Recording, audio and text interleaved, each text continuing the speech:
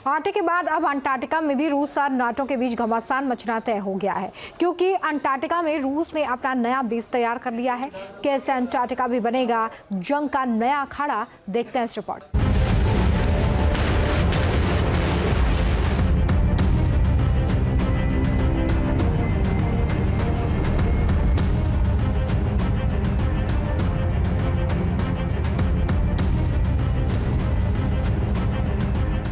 Antarctica के बर्फीले संसार पर खतरे की आहट। रूस के खौफनाक प्लान से नाटो में घबराहट। आर्कटिक पर कब्जे को लेकर पहले ही रूस और नाटो में जंग का मोर्चा बना हुआ है। बैरेंट सागर से लेकर बेरिंग सागर तक रूस और अमेरिका आमने सामने खड़े हैं।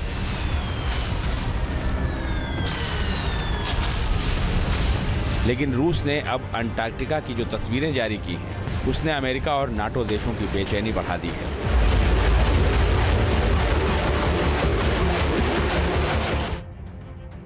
करीब 1.5 मिनट के इस वीडियो में दिख रहा है कि अंटार्कटिका के एक इलाके में रूसी कारीगरों की टीम चारों तरफ बर्फ की मोटी परत से ढके इस इलाके में निर्माण कार्य में जुटी है।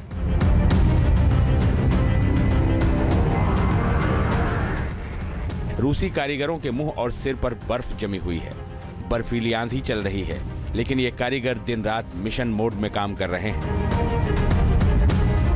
-30 डिग्री से नीचे तापमान में काम करके रूस ने अंटार्कटिका में ऐसा बेस तैयार कर लिया है जहां अब हर मौसम में रूसी वैज्ञानिक रह सकते हैं। रिपोर्ट्स के मुताबिक रूस ने अंटार्कटिका में नया विंटर कॉम्प्लेक्स बनाया है। इसे वोस्तोक झील के पास बनाया गया है। ये अगले 18 सालों तक लगातार काम करेगा। इसमें ठंड के दिनों में 15 लोग रह सकते हैं। वोस्तोक स्टेशन अंटार्कटिका के बिल्कुल बीचों बीच बना अकेला रूसी स्टेशन है, जहां अब इस नए विंटर कॉम्प्लेक्स को शुरू किया गया है, जो अंटार्कटिका में दुनिया का पहला आधुनिक रिसर्च स्टेशन है। बताया जा रहा है कि रूस का इस नए विंटर कॉम्प्लेक्स को बनाने का मकसद 1.5 मिलियन साल पुरानी बर्फ और अंटार्कटिका बर्फ की चादर के नीचे करीब 4 किलोमीटर की दूरी पर मौजूद वोस्तोक झील की स्टडी करके जलवायु परिवर्तन की जांच करना है। अंटार्कटिका में रूस के कुल 10 स्टेशन हैं, जिनमें से 5 स्टेशन साल भर काम करते हैं, जबकि 5 स्टेशन सीजन के हिसाब से काम करते हैं। वोस्तोक स्टेशन के विंटर कॉम्प्लेक्स में 5 मॉड्यूल तैयार किए गए हैं, जिसमें 2 रेजिडेंशियल, 2 लाइफ सपोर्ट इक्विपमेंट और 1 वर्कशॉप के लिए है। इसी तरह से रूस भी अपने वाले हिस्से में अंटार्कटिक में समुद्र के नीचे, बर्फ के नीचे अंडरग्राउंड टनल्स बना रहा है।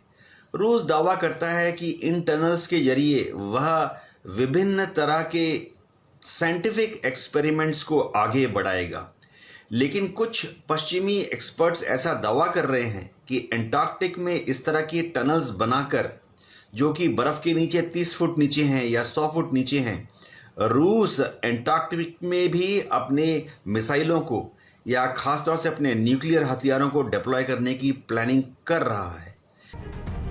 रूस ने भले ही अंटार्कटिका में नए स्टेशन को रिसर्च सेंटर के तौर पर स्थापित किया है, लेकिन माना जा रहा है कि रूस की नजरें यहां मौजूद खनिज संसाधनों पर हैं।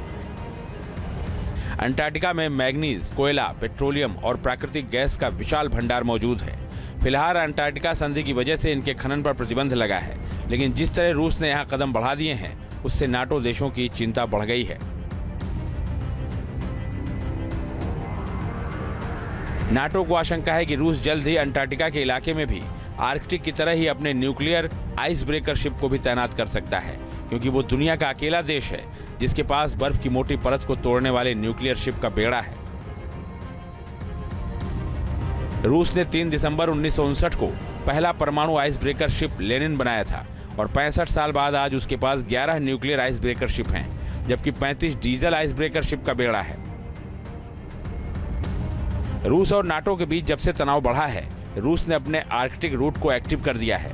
आर्कटिक में रूस ने अपनी ताकत बढ़ा दी है, कमर्शियल शिप को हथियारों से भी लैस कर दिया है। माना जा रहा है कि रूस अब आर्कटिक की तरह ही अंटार्कटिका में भी धीरे धीरे अपनी ताकत बढ़ाने की कोशिश कर रहा है।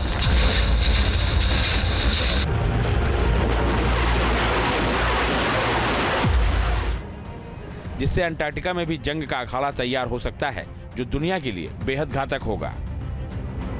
Team news nation. News nation अब व्हाट्सएप पर खबरों के ताजा अपडेट के लिए न्यूज नेशन के इस QR कोड को स्कैन करें